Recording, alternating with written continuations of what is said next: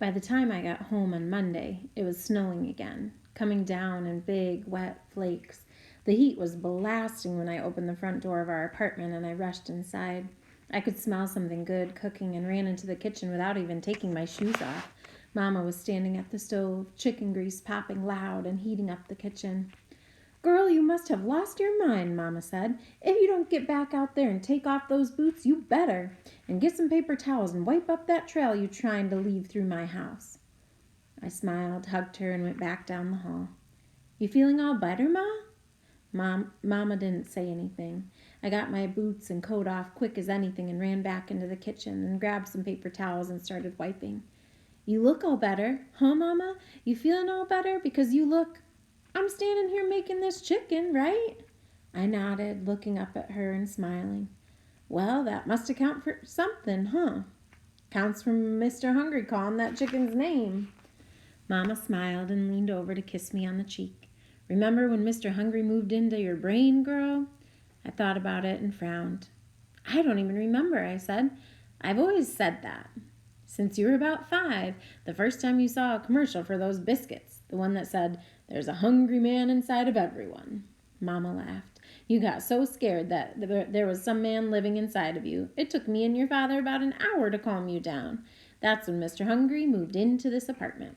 I tried to remember the commercial she was talking about, but couldn't remember a single minute of it. Mama had the radio on. A group called The Fifth Dimension was singing, "Then peace will guide the planets, and love will steer the stars." I leaned against the counter. "Mama?" Mama was reaching up to get some plates down. Her belly was tiny and round now.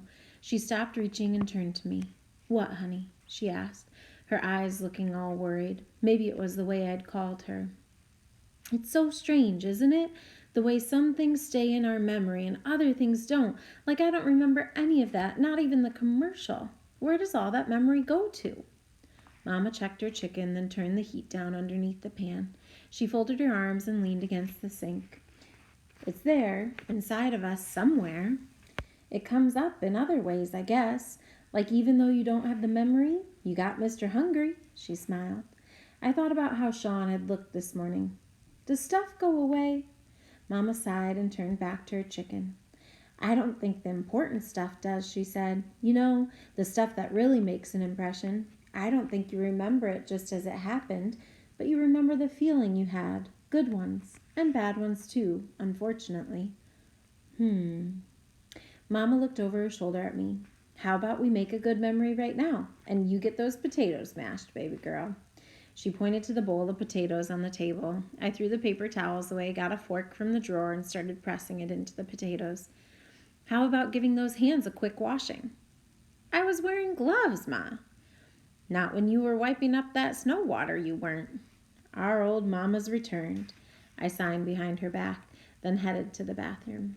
The minute I started working the potatoes, the door slammed. After a few minutes, Sean was standing there watching us, his face broken out in this huge smile. I tried to see some memory of those girls and found it, just a little bit, right around his eyes. They weren't real bright, even though he was smiling. We're having chicken, I sang, moving my hands slowly at the end of the word chicken and doing a little dance. Sean's smile got a little bigger. "What'd the doctor say?" Sean asked. He sure knew how to kill a moment. "Took some tests," Mama signed. She pulled some chicken thighs out of the hot oil with a fork and laid them on a flattened paper bag she had put next to the stove. "Said the baby's looking just fine." "And she's feeling good right now," I signed, glaring at Sean. "That's what matters." Sean tapped his head with his hand and made a face at me, which basically translated into, "I see that." I didn't care. Mama was cooking, we were having chicken and mashed potatoes and greens, and Mr. Hungry was going to be packing his bags tonight. The next morning, the Jesus boy came up to me just as we were lining up to go inside.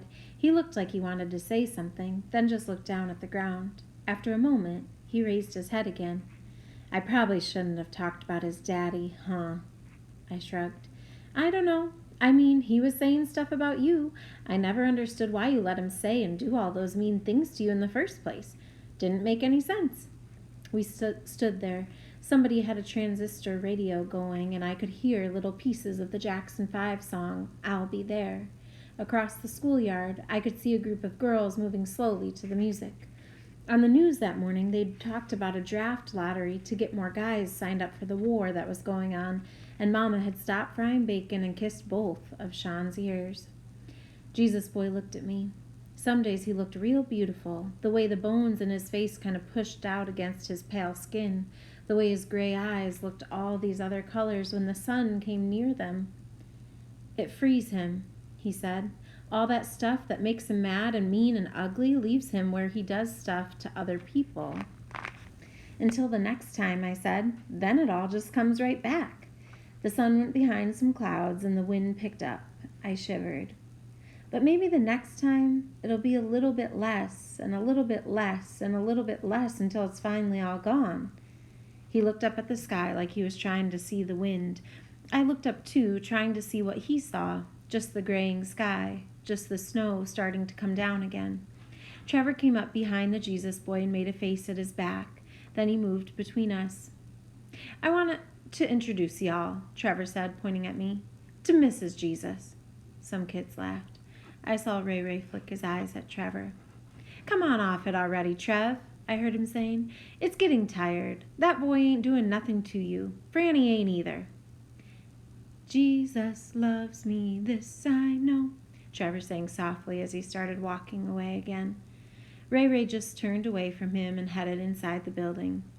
A little bit less and a little bit less. I guess calling me Mrs. Jesus wasn't the meanest thing Trevor could say. When we got inside the school, Miss Johnson was in the hallway talking to another teacher. As we walked quietly into the classroom, I saw her looking at Jesus Boy.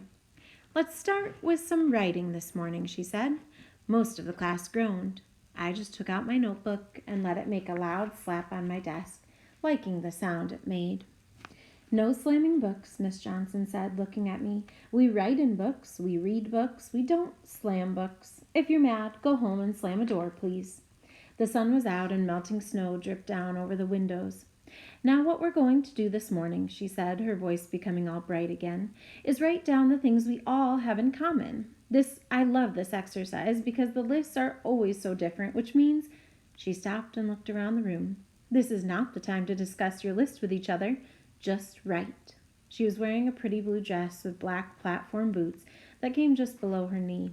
Miss Johnson always looked like she spent the whole weekend looking through fashion magazines, then going out and buying whatever was in style. Samantha would probably grow up to be like Miss Johnson because she dressed nice too. I usually put on whatever was clean, and sometimes that didn't amount to much. Mama said one day I'd care a little more about how I looked, but I didn't see that day coming in the near future. Ray Ray, Trevor, Maribel, and Chris, Miss Johnson said, the answers aren't outside that window. Maribel rolled her eyes like she was insulted that Miss Johnson had the nerve to say something to her. Everybody else just faced front. I stared down at my blank notebook page, wondering what to write. Here's the list I came up with. We all go to Price. We all wear clothes. All of us kids live on this side of the highway. We all walked in the snow at least once this winter, maybe 100 times. I looked around the classroom. Ray Ray was slumped down in his chair. Trevor had gone back to staring out the window. The Jesus Boy's pen was moving real slow over his paper. I thought about the way all of our mamas and daddies must have looked at us when we were babies, all new to the world, all squishy-faced and spider-fingered, and them loving us anyway. I thought about how my own mama, the way she smiled at me sometimes, like she couldn't believe I was her daughter. We were all little babies one time.